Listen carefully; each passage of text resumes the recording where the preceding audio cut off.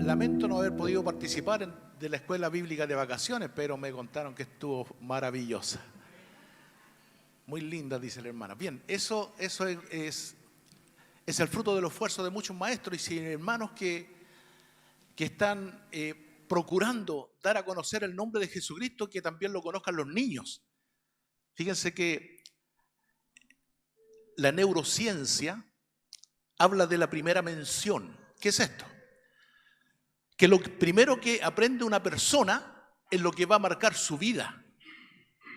Por eso al niño, si le enseñamos que el viejito de Pascua existe, nos cree. Nos cree. Y después cuesta sacar ese pensamiento de él. Pero si le contamos que Jesucristo es el Señor, también nos cree, pues. Por lo tanto, ese niño va a ser formado bajo principios bíblicos. De allí que es tan importante proclamar el Evangelio también a los niños, que ellos puedan conocer a Jesucristo el Señor. Fíjese que la Biblia dice que a Jesús hasta los niños lo seguían. Y los discípulos se molestaban porque ellos pensaban que el Evangelio solamente era para los adultos. Y Jesús le dijo: dejad a los niños venir a mí y no se lo impidáis.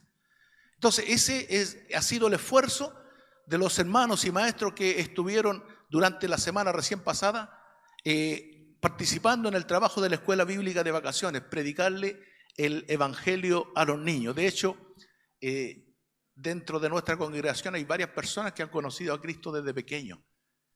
Y por eso que a la gente adulta que no conoció a Cristo cuando joven le cuesta tanto cambiar su manera de pensar, porque la primera mención que tuvieron en la primera enseñanza no fue esa, y aún más.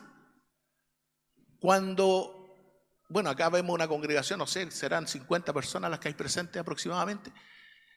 Cada uno de nosotros hemos sido enseñados o conocimos al Señor en distintas congregaciones, en distintas ciudades, en distintas partes. Y ahora nos juntamos acá. Y resulta que cada uno recibió el Evangelio a su manera. Algunos dicen: es que en mi iglesia me enseñaron de esta otra forma. Es que cuando a mí me predicaron de esta otra manera. Y cuesta tanto renunciar a lo que nos habían enseñado. ¿Por qué?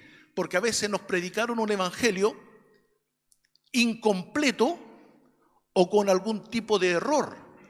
Y cuando nos confrontamos a la palabra y nos damos cuenta que de la forma como habíamos aprendido no era la más correcta, nos cuesta desarraigarnos de esa idea, porque la primera mención, la primera forma en que aprendimos el Evangelio fue esa, y nos aferramos a esa, y ahí surgen los prejuicios. Surgen los prejuicios. Entonces, nos cuesta desarraigarnos de estos prejuicios o de esta idea o de esta forma en la cual nosotros recibimos el Evangelio. Y cuando aquí en la escuela dominical, por la palabra de Dios, les decimos: no, esto es de otra forma, entonces nos cuesta someternos. Pero la Biblia dice claramente que la palabra de Dios es útil para enseñar, para corregir, ¿verdad? Esa palabra importante, para corregir. ¿Qué es lo que va a corregir la palabra de Dios en nosotros? Bueno, va a corregir la mala forma o la mala interpretación que traíamos de antemano. Por ejemplo, voy a mencionar nomás algunas de las ideas que dentro del pueblo evangélico se da. Muchas veces la gente dice: Señor, cúbreme con tu sangre. Entonces, es algo que tenemos arraigado porque lo aprendimos en nuestra primera iglesia. Y lo repetimos, y lo repetimos, y lo hacemos, lo damos hecho como una verdad. Pero cuando leemos la Biblia, nos damos cuenta que la sangre de Jesucristo no está para cubrirnos. La sangre de Jesucristo está dada para redimir pecados. Sin derramamiento de sangre no hay remisión de pecados, dice el texto. Por lo tanto, la sangre solamente sirve para redimirnos del pecado. ¿Quién nos cubre, quién nos rodea, quién nos protege? Es Dios a través de sus ángeles. Y el Espíritu Santo está dentro de nosotros. El Espíritu Santo no está aquí al lado cuidándonos. No, el que nos está cuidando aquí al lado son los ángeles, por instrucción de Dios. Recuerden que los ángeles son ministradores que están al servicio de nosotros. Entonces, cuando ordenamos esos conceptos, y los creemos, entonces ejercemos o desarrollamos un evangelio correcto. Pero cuando hemos sido enseñados de otra forma, nos cuesta cambiar el parecer, la idea, y a veces en clase hasta se discute esto. ¿Por qué se discute? Porque nos cuesta desarraigarnos de la primera mención. Lo importante es que cada vez que nosotros estemos sentados escuchando la palabra, tengamos una apertura de corazón y le digamos: Dios, corrígeme si estoy equivocado. Señor, enséñame. Señor, instrúyeme. ¿Para qué? Para que el hombre de Dios o la mujer de Dios sea enteramente preparada para toda buena obra. Ese es el propósito de la palabra de Dios. Y ese es el propósito básicamente de la escuela dominical. Que nosotros a través de la palabra podamos entender, comprender y aplicar el propósito de Dios en su palabra, para que nosotros estemos enteramente preparados para toda buena obra. Entonces, la apertura de corazón es fundamental. Si he sido mal enseñado, si aprendí algo erróneo, porque los que nos enseñaron no tenían culpa, ellos también lo escucharon de esa forma, ¿verdad? Entonces, esto se va replicando, se va repitiendo, pero cuando no somos como los discípulos de Berea, en los Hechos habla de la iglesia de Berea, que ellos eran más nobles, dice, porque por las Escrituras verificaban que lo que Pablo le estaba enseñando estaba correcto. Entonces, cada vez que nosotros escuchemos una enseñanza, verifiquemos por la Biblia que lo que estamos escuchando es correcto, porque yo le podría estar enseñando cosas incorrectas. Y si usted me cree a buena y a primera, va a estar equivocándose. Eso se llaman los maestros erroristas, los que inducen al error. Por eso nosotros tenemos que darle primordial importancia a lo que está escrito en la palabra. ¿Para qué? Para que corrijamos nuestros conceptos que muchas veces podrían estar erróneos. ¿Por qué? Porque lo escuchamos hace muchos años de esa forma, o en esta otra iglesia lo escuché de esta forma, o fui enseñado por este varón de esta otra forma. Bueno, acá nos juntamos como cuerpo con el propósito de aprender en la palabra de Dios. Vamos a comenzar la clase de hoy y vamos a orar al Señor, por supuesto, para que sea Él, a través de su Espíritu, que nos enseñe en esta mañana. Padre, en el nombre de Jesucristo, en esta hora, queremos que sea tu Santo Espíritu, Señor, quien tome este lugar para enseñarnos, para revelarnos todas las verdades que están escritas en tu palabra y que servirán de edificación para nuestras vidas. Bendice a cada uno de mis hermanos y hermanas que en esta mañana, Señor, ha dispuesto su corazón para ser enseñado por ti, Señor. Señor, revélate a los corazones, Señor. Enséñanos, Señor. Guíanos a toda verdad para la gloria de tu nombre. Señor, edifícanos, Señor. Llévanos al crecimiento, Señor, para que alcancemos la madurez en ti, Señor amado. En el nombre de Jesús, en el nombre de Jesús. Gracias, Señor. Gracias, Señor. Amén. Amén. Allí en Hebreos, por ejemplo, en Hebreos, el escritor de los Hebreos dice,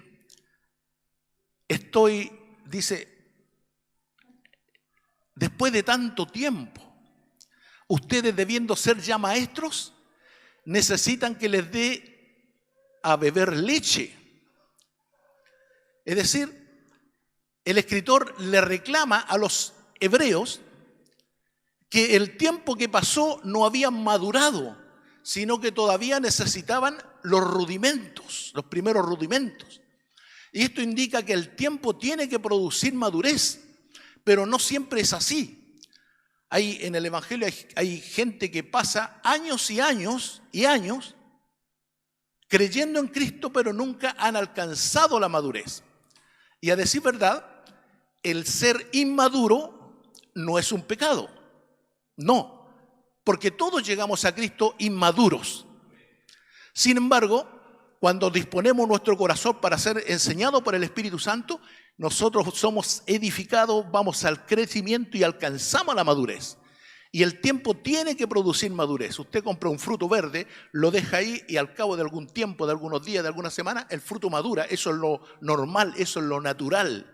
En Cristo también es lo normal y natural, es que después de algún tiempo nosotros alcancemos la madurez y seamos capaces de discernir y de determinar cuáles son las cosas correctas o incorrectas.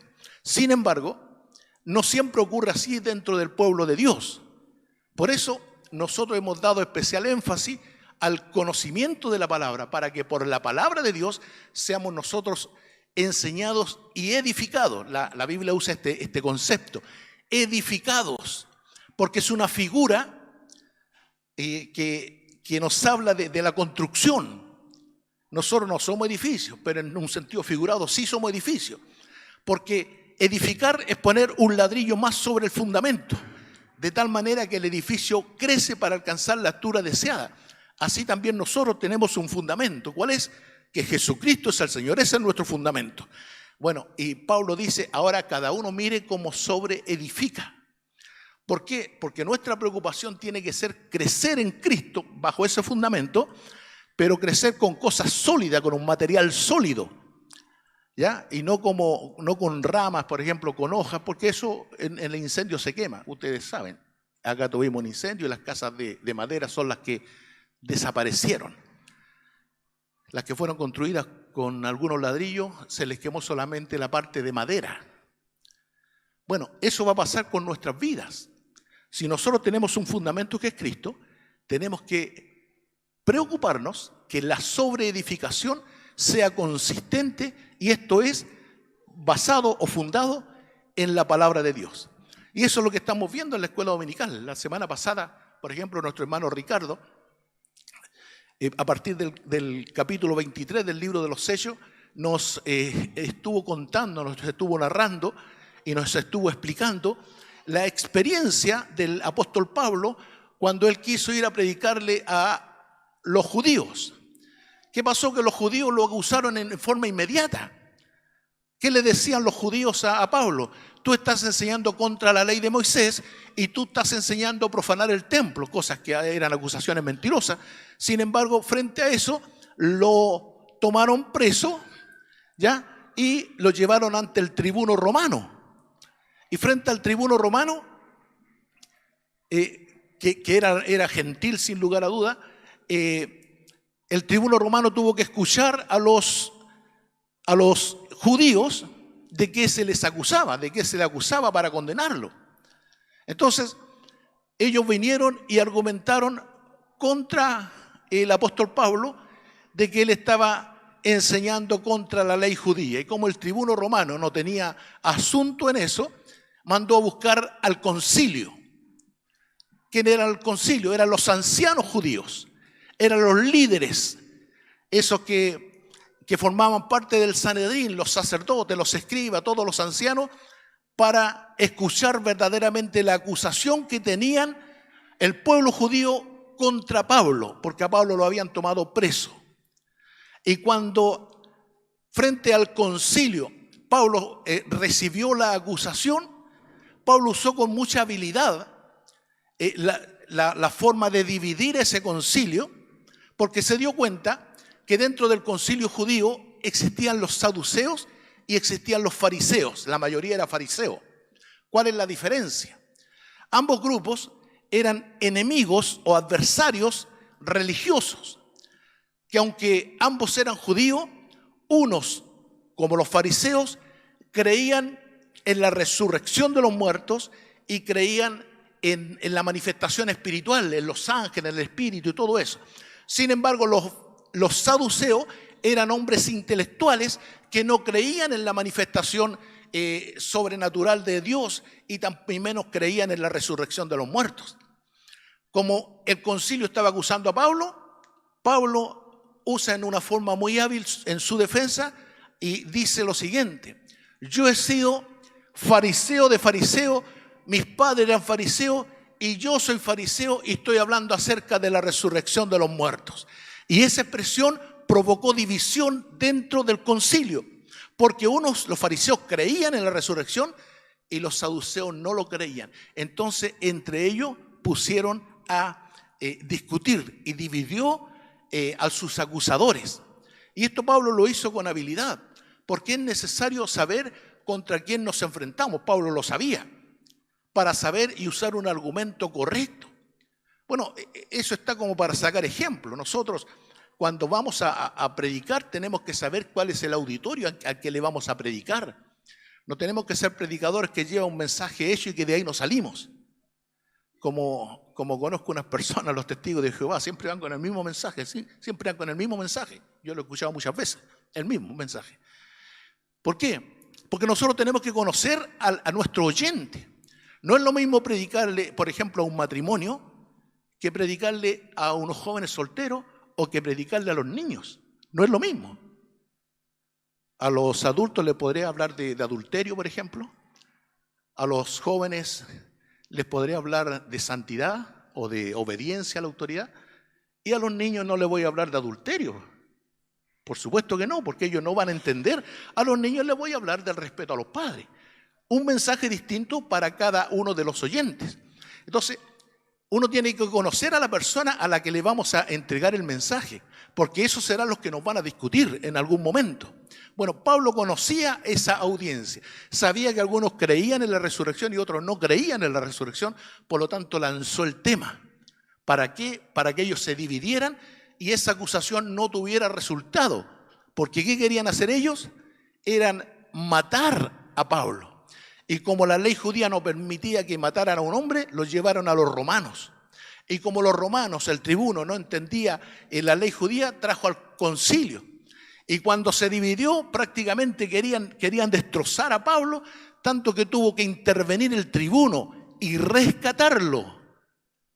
¿Para qué? Para que Pablo no sufriera ningún daño.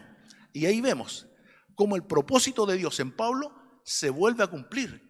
¿Por qué? Porque Dios le había encargado a Pablo que tenía que testificar ante los gentiles, incluso tenía que predicar en Roma. Esa era la instrucción que Dios le había dado a Pablo. Pero Pablo en su afán había ido a predicarle a los judíos. Ese no era su ministerio, ese no era su llamado. En su amor quería hacerlo, pero el llamado de Dios era que fuera a predicarle a los gentiles e incluso llegar a predicar a Roma. Por eso Dios usó al tribuno para rescatar a Pablo y Pablo pudo entonces hacer una apelación al César. Cuando el concilio atrapó a Pablo le golpeó Ananías, el sumo sacerdote, le mandó a golpear en la boca. Esto lo explicó la semana pasada el hermano Ricardo. Le mandó a golpear en la boca y Pablo dijo: Dios te golpeará a ti, pared blanqueada, le dijo. Ahora, eso está escrito, no sabemos el tono en que se lo dijo Pablo. Si se lo dijo en una forma sumisa o si se lo dijo en una forma agresiva. Pero como haya sido, está escrito que a un israelita no se le debe golpear en la mejilla. Por lo tanto, lo que Pablo estaba haciendo solamente era decirle al sumo sacerdote, Ananías, que lo que él estaba haciendo era incorrecto. Primero, porque era sumo sacerdote, no tenía ningún derecho a hacerlo. Segundo, porque Pablo era un israelita, menos derecho tenía a hacerlo. Y al actuar de esa forma, estaba actuando contra sus propios principios el sumo sacerdote Ananías. Por eso Pablo le dijo: Dios te golpeará a ti, pared blanqueada. Y fue prácticamente una expresión profética, porque el sumo sacerdote Ananías, esto lo que narro ahora, lo saqué del historiador Josefo. Josefo era un historiador israelita, y cuenta que el sumo sacerdote Ananías era un sumo sacerdote corrupto. ¿Usted me podrá creer que hayan sumos sacerdotes corruptos? Desde tiempo antiguo, la corrupción ha alcanzado los niveles de autoridad. Existen religiosos corruptos, políticos corruptos, policías corruptos. Esto no quiere decir que todos los religiosos sean corruptos. Esto no quiere decir que todos los políticos sean corruptos y que todos los policías sean corruptos. Pero la corrupción es la maldad que hay en el corazón y que se manifiesta usando el cargo que tienen para recibir beneficio propio. Y como este Ananías, según Josefo, era un sumo sacerdote corrupto, el final de sus días fue que los judíos nacionalistas, en definitiva, le mataron a él y terminó en manos de su propio pueblo. Y eso lo permitió Dios. Y ahí está la profecía cumplida. Dios te golpeará a ti, pared blanqueada. ¿Qué es una pared blanqueada? ¿Qué es un sepulcro limpio? Es algo que en apariencia se ve bonito, pero por dentro está corrupto, hay pudrición. Entonces, ¿por qué le dijo pared blanqueada? Porque el hombre ostentando un cargo de autoridad religiosa, estaba cometiendo delitos que estaban contra la ley judía, o sea, se estaba contradiciendo en el cargo. Entonces la reacción de Pablo, me hubiese gustado conocer el tono en que se lo dijo. Si se lo dijo en una forma agresiva o si se lo dijo en una forma sumisa, pero de cualquier forma hubo una palabra profética en Pablo cuando le dijo: Dios te golpeará a ti pared blanqueada. Y eso lo sabemos, porque cuando a nosotros nos atacan, están tocando la niña de los ojos de Dios. Nosotros no somos los que tenemos que vengarnos. Dios dice: mía es la venganza. Por lo tanto, nosotros no nos defendamos. Yo cada vez que escucho una expresión ofensiva, yo he escuchado muchas veces decir que si todos los pastores son sinvergüenza, todos los pastores son ladrones y todos los pastores son pedófilos. Yo lo he escuchado, me lo han dicho. Yo no me he defendido. Yo tengo quien me defienda: Jesucristo el Señor. Por lo tanto, Dios siempre va a estar a favor de su pueblo. Y esto es un principio que nosotros debemos tener claro, porque cada vez que nosotros nos propongamos a cumplir con el ministerio que Cristo nos encomendó, con la misión que Cristo nos encomendó, que es predicar su evangelio, siempre vamos a tener oposición y siempre vamos a recibir algún tipo de ofensa. Y nosotros no tenemos que alterarnos, porque sabemos que Dios tomará carta en el asunto. Dios se encargará de hacer justicia. Nosotros solamente tenemos que ser obedientes al mandato que Dios nos dio.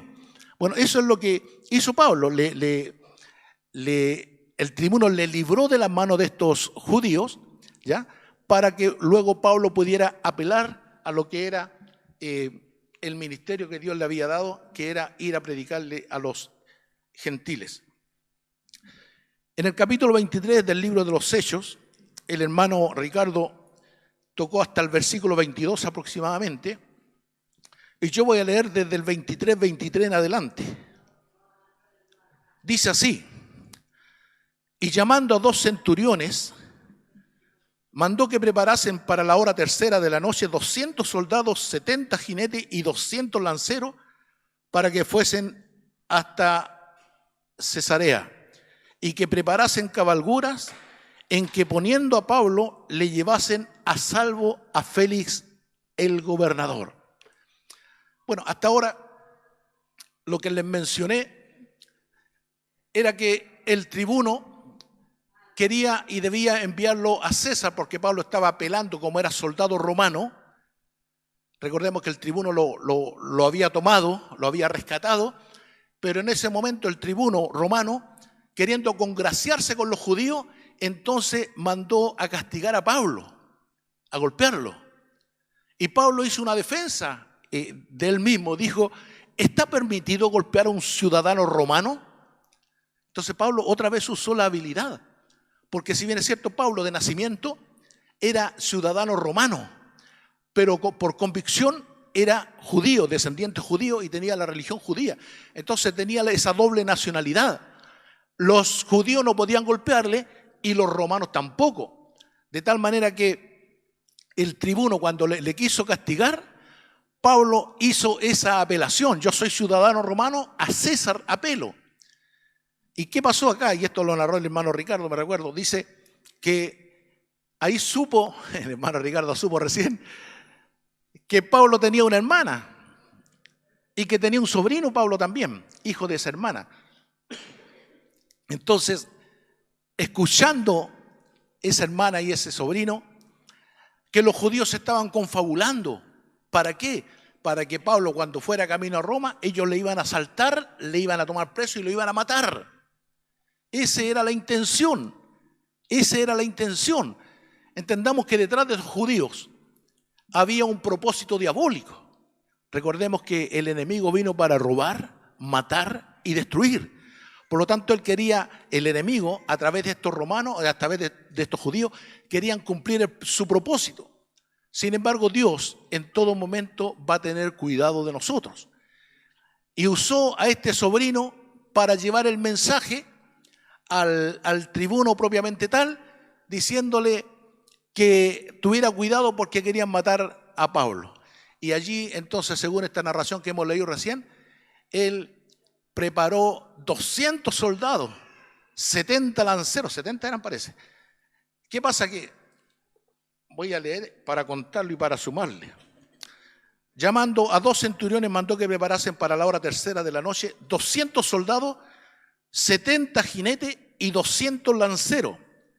470 hombres para cuidar a Pablo. ¿Por qué lo hizo con tanta dedicación? Porque Pablo era un ciudadano romano, por un lado, pero desde la vista de Dios, Pablo era un hijo de Dios y usó ese tipo de ejército para protegerle, porque el propósito de Dios era que Pablo fuera a predicar a Roma, a los gentiles. Entonces siempre el propósito de Dios se va a cumplir en nosotros. Dios cumplirá su propósito en ustedes. Dios cumplirá su propósito en mí. Cuando Dios tiene diseñado, tiene designado, cuando tiene un propósito para alguien, Dios lo va a cumplir y Dios nos va a proteger para que cumplamos ese propósito. Y así lo había hecho con Pablo. Entonces, el tribuno protegió a Pablo en este viaje por consejo o por información que recibió a través del sobrino de Pablo, sabiendo que a Pablo lo querían intervenir en el camino para matarlo. Y allí entonces continúa esta historia. Fíjense que algo interesante que me olvidaba mencionar. Cuando Pablo estuvo preso, Jesucristo le visitó en la cárcel y le dijo: Pablo, no temas, porque es necesario que tú prediques en Roma, así como lo predicaste a los judíos, ahora prediques también en Roma, pero no temas. Y esta expresión no temas o no temáis es una expresión repetitiva en la Biblia. Y esa palabra debemos tomarla también para nosotros. Fíjense que cuando había un paralítico frente a Jesús, Jesús le dijo: no temáis, tus pecados te son perdonados. A la mujer de flujo de sangre, Jesús le dijo: no temáis, tu fe te ha salvado. A los discípulos, cuando estuvo allí, estaban asustados en la barca, Jesús les dijo: no temáis, yo soy.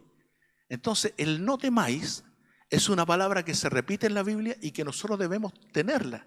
Tanto que Jesús la resumió en otra oportunidad de esta forma: en el mundo tendréis aflicción, pero confiad, yo he vencido al mundo.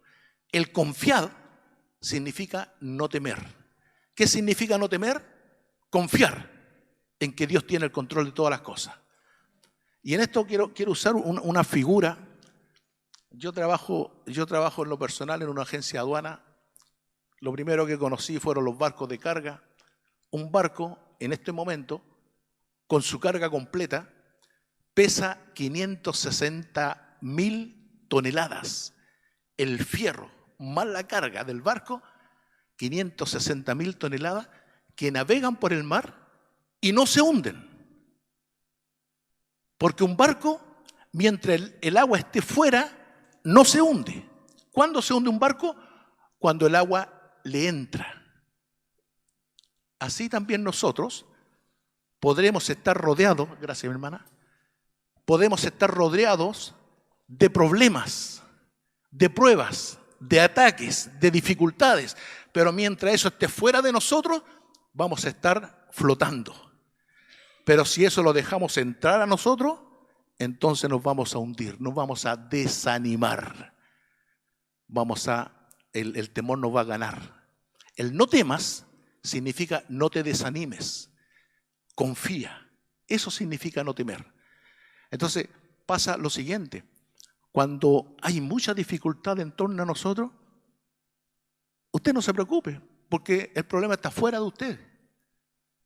Porque si empieza a preocuparse, va a permitir que el problema entre a usted, y como un barco que le entre el agua, se va a hundir. Y hay mucha gente que llega a los cultos derrotado. Y ahí Dios tiene que intervenir y Dios da consuelo. ¿Por qué consuelo? Porque un premio de consuelo lo recibe una persona que ha perdido la carrera. Fíjense, cuando hay atletismo, hay una carrera, una competencia, lo que sea, se premia solamente al ganador y a los demás se le da un premio de consuelo. El premio de consuelo es para los perdedores. Y hay gente que llega derrotada y Dios tiene que consolarlo. ¿Para qué? Para levantar su corazón, para animarle nuevamente, para levantarle, para reflotarle. Eso tiene que ver con el no temáis, hermana Pamela. Amén. Era lo mismo, dice. Perfecto. Claro. El no temas significa ten ánimo o confiad. Por eso, y repito el texto, Jesús dijo, en el mundo tendréis aflicción, pero confiad. Yo he vencido al mundo. Permiso.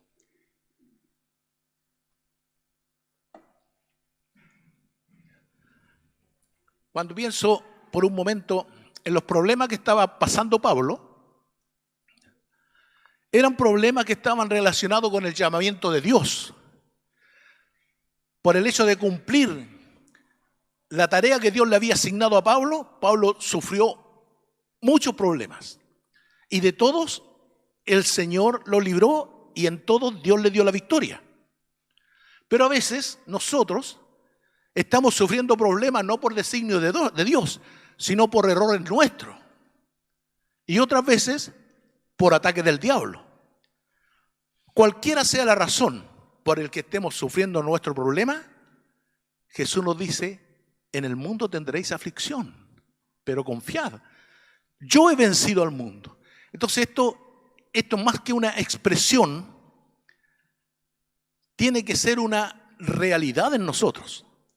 Porque son dos cosas. Una cosa es saberse el texto de memoria, podemos repetirlo y aprenderlo de memoria, y otra cosa es vivirlo. Vivirlo. Saber que Dios está con nosotros y que cualquiera sea la circunstancia que estemos viviendo, padeciendo o soportando, al final Dios nos va a dar la victoria. Hay un texto que dice que Dios no nos dejará ser probados más allá de lo que nosotros podamos resistir, sino que justamente con la prueba Dios nos dará la salida. O sea, ningún cristiano se muere en la prueba. Cuando fíjese en el último problema que usted tuvo y que Dios le sacó en victoria, en el momento que estaba pasando ese problema usted pensaba que era imposible, pero Dios lo hizo posible. Dios le dio la victoria. Entonces, cuando revisamos nuestra vida, ¿de cuántos problemas Dios nos ha sacado en victoria? ¿Cuántas veces Dios ha intervenido a favor nuestro? Y esto es una lección práctica, más allá de un conocimiento teológico o de que usted se aprenda un verbo en forma, un texto, en forma intelectual, porque los textos podemos aprenderlos de memoria, pero lo importante ahora es que esos textos lo vivamos. Entonces, esta historia de Pablo, lo único que viene a hacer, bueno, aparte de conocer la historia en sí misma, lo único que nos viene a hacer es a entender que Dios en todo momento tiene el control de la vida de Pablo. Capítulo 23, sigo leyendo. Voy a leer desde el versículo 25. Y escribió una carta en estos términos. Claudio Lisias, al excelentísimo gobernador Félix, salud. A este hombre, aprendido por los judíos y que ellos iban a matar, lo libré yo acudiendo con la tropa, habiendo sabido que era ciudadano romano. Y queriendo saber la causa por qué le acusaban, lo llevé al concilio de ellos. Y hallé que le acusaban por cuestiones de la ley de ellos, pero que ningún delito digno de muerte o prisión había hallado. Fíjense, el tribuno estaba enviando a Pablo al Imperio Romano, a Félix, y antes de escribir la carta ellos tenían el deber de averiguar cuál era el delito por el que se le acusaba. Y luego de averiguar dijo, ninguna causa o delito digno de prisión he hallado en él. Es decir, hasta el mundano, hasta el gentil había declarado la inocencia de Pablo, pero aún así Pablo seguía preso. Y entonces fue a dar a manos de Félix. Esta es la carta de presentación que se redacta. Versículo 30. Pero al ser avisado de acechanzas que los judíos habían tendido contra este hombre, al punto le he enviado a ti, intimando también a los acusadores que traten delante de ti lo que tengan contra él. Pásalo bien. Fíjense que Félix era el gobernador romano de Cesarea, donde Pablo iba a presentarse, y según el historiador Josefo, estos son averiguaciones alrededor de la Biblia o externas a la Biblia. Según los historiadores de ese tiempo, Félix era también un gobernador corrupto, pero en la carta se les pone al excelentísimo. O sea, le están diciendo que él es excelencia, que no hay nadie mejor que él es excelente, al excelentísimo. Entonces, la adulación forma parte del lenguaje de la hipocresía. ¿Por qué? Porque no se le puede tratar de excelentísimo a alguien que está actuando en mala forma. Y esto lo vamos a seguir leyendo para explicarlo un poquito más adelante. Versículo 31. Y los soldados, tomando a Pablo, como se les ordenó, le llevaron de noche a Antípatris, y al día siguiente, dejando a los jinetes que fuesen con él, volvieron a la fortaleza. Cuando ellos llegaron a Cesarea y dieron carta al gobernador, presentaron también a Pablo delante de él. Y el gobernador, leída la carta, le preguntó de qué provincia era, y habiendo entendido que era de Cilicia, le dijo: te oiré cuando vengan tus acusadores, y mandó que lo custodiasen en el pretorio de Herodes. 5 días después, descendió el sumo sacerdote Ananías con algunos de los ancianos y un cierto orador llamado Tértulo, y comparecieron ante el gobernador contra Pablo. Fíjese, lo recibió el gobernador a Pablo y lo mantuvo preso 5 días, mientras esperaba que llegaran los del concilio para acusarle ahí en el tribunal de Roma. ¿Y quién llegó? Ananías, el sumo sacerdote corrupto, a acusarle. Y no contento con eso, sino que llevó a un personaje llamado Tértulo, que era un orador, que era un abogado, que era uno que iba a defender la causa del sumo sacerdote Ananías contra Pablo para acusarle para que lo mataran. Entonces, esta gente del concilio se preparó bien porque Pablo para ellos era un estorbo. Era un estorbo, ¿por qué? Porque le estaba predicando a Jesucristo el Señor. Recordemos la génesis de este problema. Cuando Jesucristo llegó y apareció en el pueblo judío, en ese tiempo estaban los fariseos, los saduceos, los herodianos, estaban los alguaciles, estaban los ancianos del pueblo, estaban los escribas. Era una serie de grupos que gobernaban el pueblo. Cuando Cristo apareció, los incomodó a ellos. ¿Por qué? Porque Cristo le estaba predicando un evangelio en el que se juzgaba hasta las intenciones, pero ellos usaban la hipocresía, la apariencia. Pero Cristo fue al meollo del asunto, al corazón.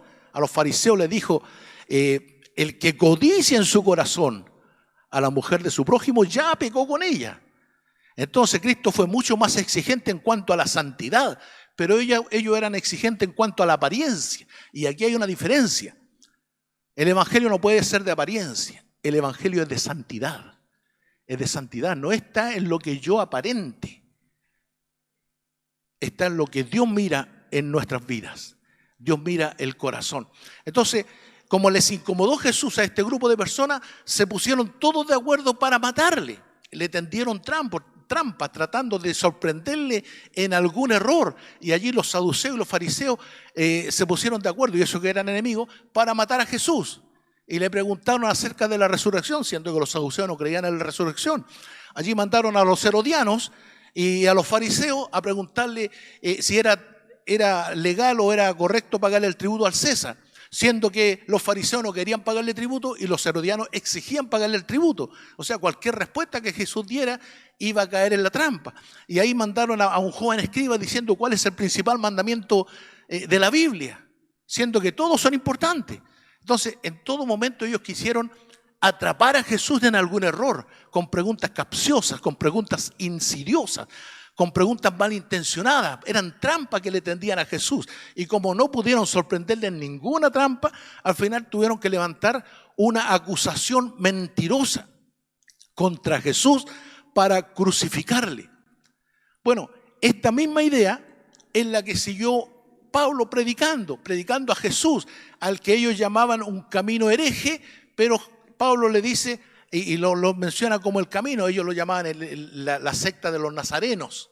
Los nazarenos Nazaret era un pueblo muy, muy mal mirado y Jesús era de Nazaret, por lo tanto a Jesús se le miraba mal y a los que seguían la religión de él le decían los nazarenos, en una forma despectiva, en una forma ofensiva.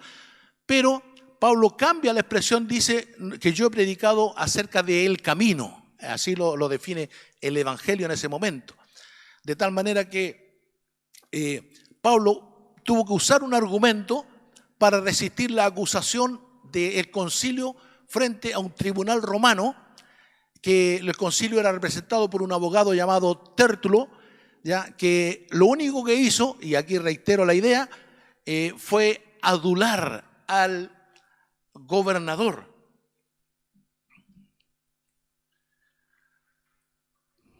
Fíjense que estoy en el versículo 24. Le dice, capítulo 24, versículo 2. Y cuando este fue llamado, Tértulo comenzó a acusarle diciendo: como debido a ti gozamos de gran paz. Fíjese la adulación. Debido a ti gozamos de gran paz. Y muchas cosas son bien gobernadas en el pueblo por tu prudencia, excelentísimo Félix. Mire, le dice que gozaban de gran paz y que Félix era un hombre prudente, cuando la historia dice que Félix fue un asesino que mandó a matar a los judíos. Pero la adulación, ¿saben lo que es adular, verdad? La forma de hablar bien de una persona, pero en una forma mentirosa, le dice: oh excelentísimo Félix, gracias a tu gobierno estamos en paz, cuando era un asesino que lo había mandado a matar. Entonces, esta forma de adular es pecado. Abiertamente es pecado. Hay muchos proverbios que hablan de esto, y por aquí los tengo escritos.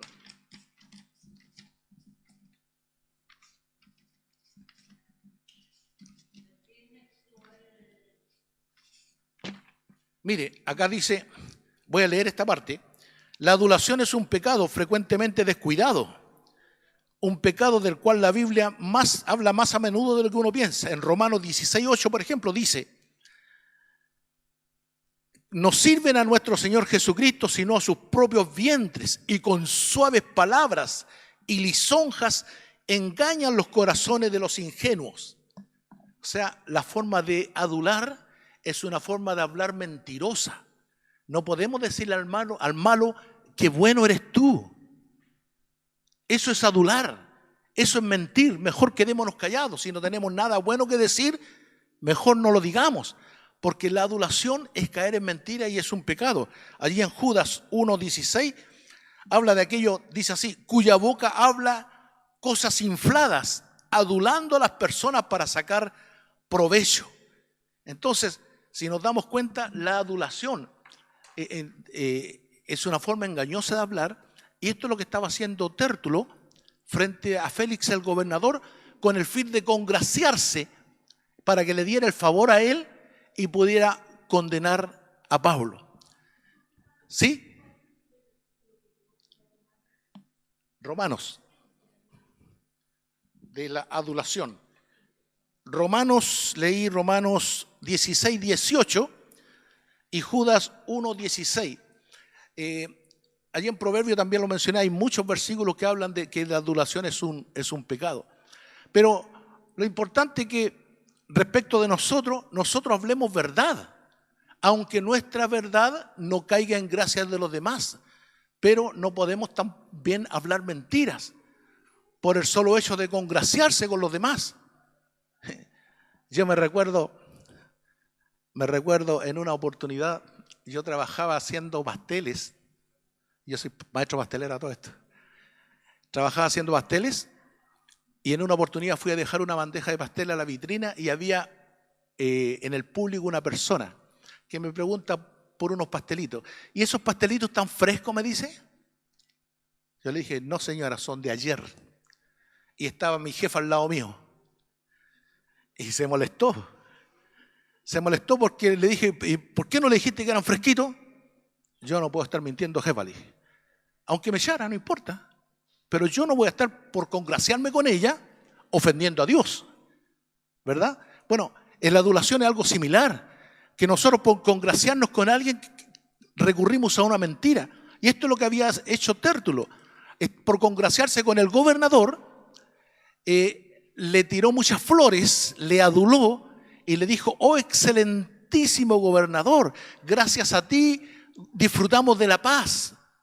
Cuando en realidad este gallo era un asesino, perdón, esta persona era un asesino. Me salió el chilenismo. Esta persona era un asesino que había mandado matar a los judíos.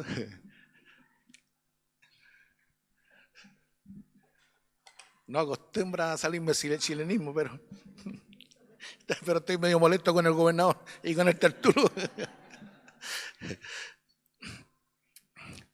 Luego dice, versículo 4, pero por no molestarte más largamente, te ruego que nos oiga brevemente conforme a tu equidad. Conforme a tu equidad. ¿Sabes lo que es equidad? Una forma justa de decidir. Cuando Félix era un corrupto y un asesino. ¿Ya? Porque hemos hallado que este hombre es una plaga y promotor de sediciones entre todos los judíos por todo el mundo y cabecilla de la secta de los nazarenos. O sea, Tértulo procuró poner de la más mala forma a Pablo. Como mi lección llega hasta ahí nomás, voy a dejarle prendido a usted para que vea cuál es el final de la historia esta, porque el próximo maestro o maestra, creo que es, le seguirá contando esta historia. Pero lo importante de esta lección que hemos visto en este día es dos cosas. Primero, que el confiar en Dios no solamente debe ser un concepto, sino que debe ser algo práctico en nosotros, práctico. Saber confiar en Dios, creer en Dios. Esto significa no alterarnos, no preocuparnos, no desesperarnos, sabiendo que Él tiene cuidado de nosotros, sabiendo que Él tiene control de todas las cosas. No podemos perder el aliento, no podemos desanimarnos. Eso significa confiar, ¿ya? Y lo segundo, que en nuestra forma de proceder no debemos usar la adulación, palabras mentirosas, palabras engañosas, con el propósito de ganar un beneficio. No, si el beneficio se pierde no importa, pero nosotros no podemos recurrir a ese tipo de palabras suaves, lisonjeras, aduladoras, que lo único que hacen es tratar de beneficiarnos, pero en el fondo nos están dañando. Porque aunque alcancemos el beneficio, si usamos la adulación, estamos ofendiendo a Dios. Si estamos usando la mentira, estamos ofendiendo a Dios. Entonces, ¿en qué es lo que buscamos nosotros? ¿El beneficio de los hombres o el favor de Dios? Y eso es básicamente las dos lecciones que podemos sacar de esta historia. Sabiendo que la historia en general, que hablando de Pablo, Dios tuvo cuidado de él hasta el final de sus días. Hasta el final de sus días. Dios le llevó a Roma, él pudo testificar en Roma, la gente le visitaba, él predicaba el Evangelio desde Roma, escribió varias de las cartas que nosotros tenemos escritas aquí en la Biblia. Entonces vemos cómo Dios siempre cumple el propósito en alguien al quien Él ha llamado. Pero nosotros, cuando valoramos estas cosas, vamos a permitir que también Dios consiga su propósito en nosotros. Nosotros todos tenemos una misión. Cada uno tiene un ministerio diferente, pero todos tenemos una misión común. ¿Cuál es? Predicar el Evangelio a toda criatura. Esa es nuestra misión en el mundo. Entonces, cualquiera sea la forma, cualquiera sea la estrategia, cualquiera sea el programa en el que nosotros estemos insertos para predicar el Evangelio, lo importante es que lo prediquemos. Alguien lo podrá predicar en forma individual, allí en su casa, con su vecino, en su trabajo, en su escuela. Otro formará parte de un programa de iglesia, otro hará campaña, cualquiera sea la forma, cualquiera sea la estrategia, lo importante es que prediquemos el Evangelio a toda criatura. Y en la medida que prediquemos nosotros, vamos a darnos cuenta cómo Dios va a ir consiguiendo que mucha gente conozca su santo nombre. Amén. Estamos llegando a la hora final de la clase. Quiero ver si hay alguien que tenga alguna duda, pregunta o comentario también. Si hay alguien que puede levantar la mano, decir, si no hay dudas, preguntas. Pamela, te escuché, espérate, que esto queda grabado, entonces tiene que ser con el micrófono. Buenos días, mis hermanos. Es que me llamó mucho la atención cuando habló de la corrupción del sepulcro blanqueado y dice que por dentro hay pudrición, o sea, dentro de un sepulcro hay muerte. Entonces me impactó pensar que las personas corruptas tienen eso dentro. Uno a veces piensa y dice, ¿cómo es posible que la gente haga daño? O esto mismo de la corrupción que lo estamos viviendo como tan palpable, y de verdad me golpeó saber que dentro de los corazones hay muerte. Eso, mi hermano, me llamó mucho la atención. Sí, dentro de los corazones hay corrupción, hay muerte, hay pudrición. En estos últimos días nosotros lo hemos visto. El hermano Ricardo la semana pasada hablaba de lo mal que lo estaban pasando la gente de los incendios. Y hoy podemos decir que escuchamos muchos discursos en esta semana en la televisión diciendo que el presidente que falleció era la mejor persona del mundo. Los mismos que decían que era el peor. Eso es adulación, eso es corrupción, eso es pudrición. Claro, porque ahora se reconocen cosas que antes no se reconocían. Entonces no podemos caer nosotros en ese tipo de juegos. Amén. Vamos a estar concluyendo porque están entrando los hermanos. Vamos a recoger la ofrenda. ¿Sí? Hermana Ivonne, hermana Jessica, ayúdeme por favor a recoger la ofrenda. ¿Ya? Leamos, digamos como versículo aquel que dice: en el mundo tendréis aflicción, pero confiad, yo he vencido al mundo. Juan 16:33. Hermana Ivonne y hermana Jessica, por favor. Cuando nos pregunten el texto bíblico, vamos a decir ese, Juan 16:33.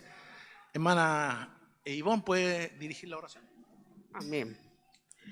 Amén, Padre bendito, le damos las gracias, Señor, por esta oportunidad que usted nos da de aprender de usted, Señor, de la enseñanza que usted nos da cada día, Señor. Bendiga a cada uno de mis hermanos que llegaron a este lugar, los que están escuchando, Señor. Bendiga esta ofrenda, Señor, que es para el servicio suyo. Gracias le damos, Padre, en el nombre de Jesús. Amén y amén. Gracias. Gloria a Dios.